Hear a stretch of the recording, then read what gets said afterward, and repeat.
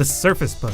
It's Microsoft's first laptop and has a clever trick up its sleeve. From afar, the Surface Book looks like any ordinary laptop, but it's not until you get closer and see its unique hinge that you notice something different about it. That's because the Surface Book is a tablet separate the two with the press of a button. Although 2-in-1 laptops have been around for years, the Surface Book is the best implementation yet, with a gorgeous screen and powerful components. Laptop makers take notice. This is how you build a laptop-tablet hybrid.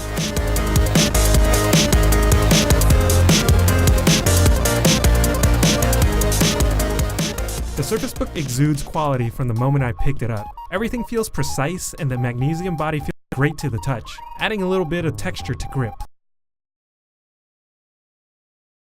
Like it was milled from a solid block. Then there's the bizarre looking hinge. Since it's segmented and doesn't quite fold flat, it can pinch thin headphone cables when opening, so you'll want to keep the back of the laptop free of cables. It works well to keep the tablet in place, but it does wobble and shake when touching the screen. I wish there was less play when touching the display in laptop mode, though other touchscreen laptops face the same problem. The keyboard is a joy to type on, and is up there with the best laptop keyboards I've used. The only gripe I have with the keyboard is its uneven back.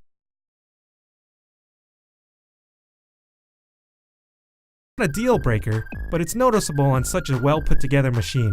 The trackpad is also equally impressive, though there are some software quirks. For instance, scrolling in Chrome stutters at times, and the operating system gets stuck trying to scroll in certain apps.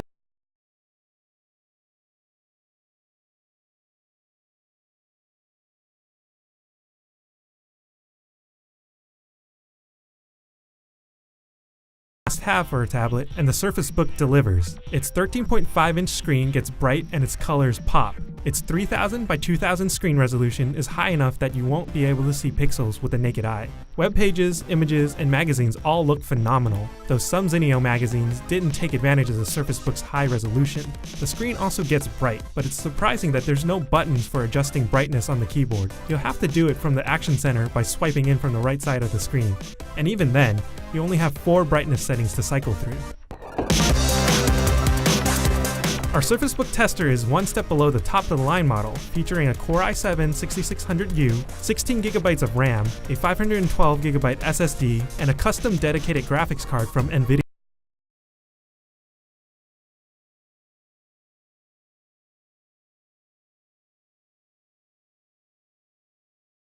And performance was great.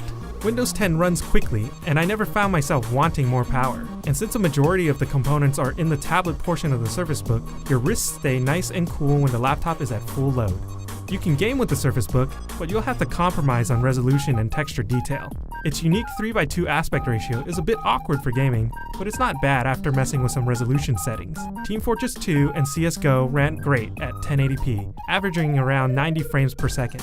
More demanding games like BioShock Infinite will have to be played at lower resolutions, in low settings to be remotely playable. League of Legends fans will be happy to know that the game runs great at 1080p, averaging around 160 frames per second.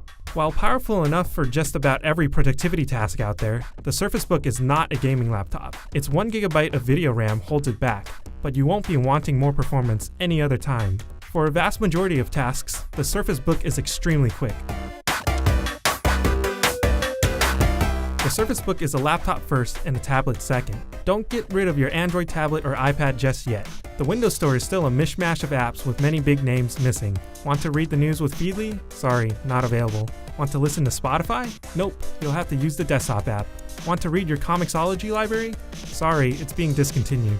Microsoft knows its app selection is subpar, and the company is hoping Windows 10's traction will convince developers to make Windows apps. Beyond the lack of apps, there are still basic tablet features missing from the Surface Book. For example, holding it as a tablet often results in accidental presses from the edge of your thumb, which triggers a multitasking menu or Action Center. Apple solved the problem by having its iPads reject your thumb inputs when it's near the screen bezel, something Microsoft has yet to implement. While the Surface Pro 4 is a tablet that can replace your laptop, the Surface Book is a laptop first and works as a tablet for certain tasks. It won't replace your Android tablet or iPad, but it's not supposed to. It's a killer laptop that's great for professionals and people just looking for a laptop that does more.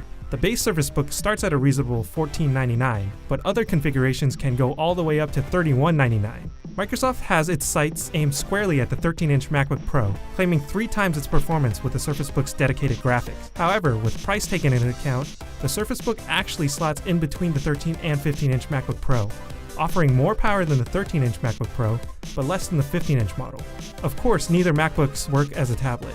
It all comes down to whether or not you need the Surface Book's tablet features. If you don't, your money will go further elsewhere. But if you want one of the best built laptops out there and don't mind spending a little more for it, the Surface Book is a great choice.